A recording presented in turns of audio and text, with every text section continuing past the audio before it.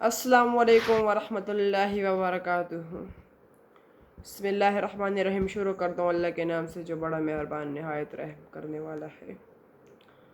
آج میں ایک کتاب کا ایک مختصر ریویو دوں گا، ایکسکلوزیو ریویو دوں گا، اور کتاب کا نام ہے آب حیات۔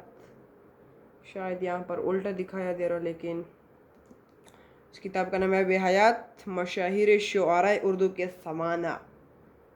کتاب کو تصنیف کیا مولانا محمد حسین آزاد نے۔ تعارف کی کوئی محتاج نہیں ہے، بہت عالم دین گزرے ہیں، ایک بہت بڑے اردو قدیمی زبان کے شعراء میں اس کا نام ضرور درج کیا جائے گا۔ کتاب کے پیچھے علی اکبر ناطق کا تذکرہ بھی ہے، کچھ میرے خیال میں اس کے بارے میں کچھ رائٹنگز لکھی ہے۔ علی اکبر ناطق بہت مشہور ناول نگاروں میں شمار کیے جاتے ہیں، اس نے کماری والا اور نولکھی کوٹی یہ دونوں ناول کی مصنف ہے۔ تو اس کتاب کو ذرا اندر سے دیکھتے ہیں، اس کتاب میں کیا لکھا ہے۔ اس کتاب میں بیسیکلی اردو زبان کو فروغ دی، جتنے بھی اردو کے شعراء ہیں، اردو کے شعراء، کتنے بھی اردو کے شعر ہیں، کتنے بھی اردو کے غزلیات ہیں، یعنی کہ ایک طرف سے اس زبان کو جس کا نام ہے اردو، اس کو فروغ دیے۔ جب فروغ دیے تو یقیناً اس میں کچھ نیا ہوگا، اور نیا کچھ اس طرح ہے کہ اس میں اردو زبان کی مختصر تاریخ لکھی ہوئی ہے، اور یقیناً یہ ہمیں جاننا ضروری ہے، کیونکہ اس کی سوا ہمیں کچھ بھی معلوم نہیں ہے کہ اردو زبان ایک لشکری زبان ہے جو نارملی ترک جو قوم تھی وہ استعمال کرتی تھی۔ لیکن ہم تھوڑا آگے بڑھیں گے، آگے تھوڑی زبان کو تھوڑا اور نچوڑ دیکھیں گے اس کا۔ چلتے ہیں، یہاں پر ہے پیج نمبر، صفحہ نمبر 31، زبان اردو کی تاریخ۔ یہ آپ کو دکھائی دے رہا ہوگا، میں تھوڑا پڑھ کے دکھاتا ہوں، آپ لوگ سمجھدار ہوں گے، سمجھ جائیں گے۔ اتنی بات ہر شخص جانتا ہے کہ ہماری زبان اردو برج بھاشا سے نکلی، اور برج بھاشا خاص ہندوستانی زبان ہے، لیکن وہ ایسی زبان نہیں کہ دنیا کے پردے پر ہندوستان کے ساتھ آئی ہو۔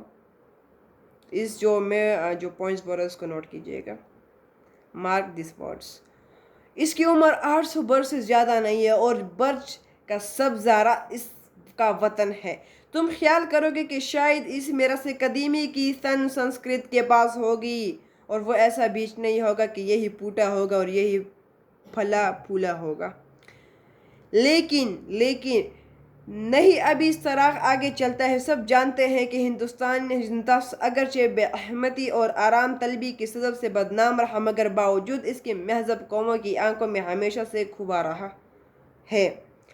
چنانچہ اس کی سرسبزی اور زرخیزی اور اعتدال ہونے بلائے جان ہو کر ہمیشہ اسے غیر قوموں کی گھڑ دوڑ کا میدان بنائے رکھا ہے۔ پس دانائے فرنگ کی ہر بات کا پتہ پتال تک نکالنے والے ہیں۔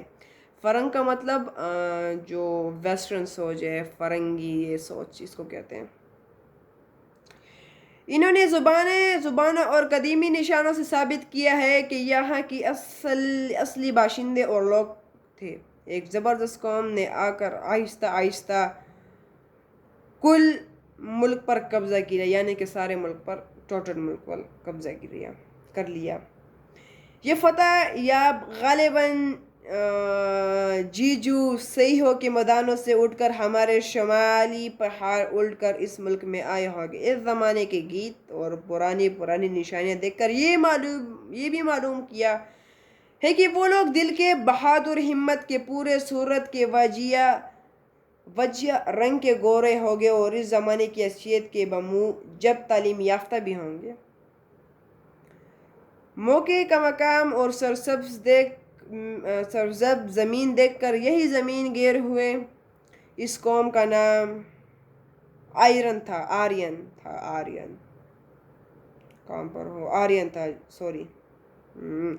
اور عجب نہیں کہ ان کی زبان وہ ہے جو اپنے اصل سے کچھ بدل کر اب سنسکرت کہلاتی ہے۔ یہی لوگ ہیں جنہوں نے ہندوستان میں آ کر راجہ مہاراجہ کا خطاب لیا۔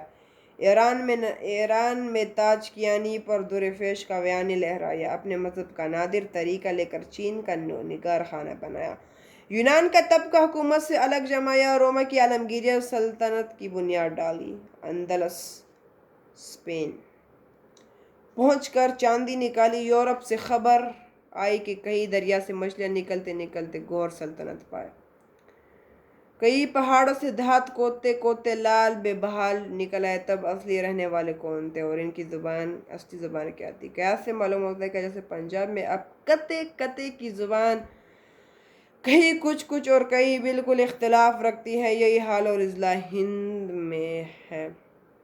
یہ تو میں نے تھوڑا چھوٹا سا انٹروڈکشن کیا، بہت چھوٹا سا انٹروڈکشن کیا۔ اگر آپ یہ کتاب پڑھنا چاہتے ہیں تو آپ بک آن دا شروم سے اسے آرڈر کریے، اور اس کی ایک بہت بڑی تاریخ لکھی ہے، تو میں نے تھوڑا شارٹ مختصر ٹچ دینے کے لیے کیا تھا۔ اب ان میں بہت سے باقی فارسی، عربک، سنسکرت کا مکسچر بھی آگے آئے گا، اور یہ زبان کی جو اسکرپٹ ہے، رائٹنگز، یہ کس بنیاد پر، کس وجہ پر ہوئی تھی، یہ بھی آگے آپ لوگ پڑھیں گے۔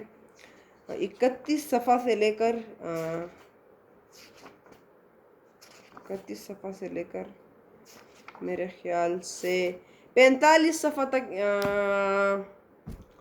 تاریخ اردو کے بارے میں کچھ نہ کچھ لکھا ہے۔ تو مجھے اجازت دیجیے، اللہ حافظ۔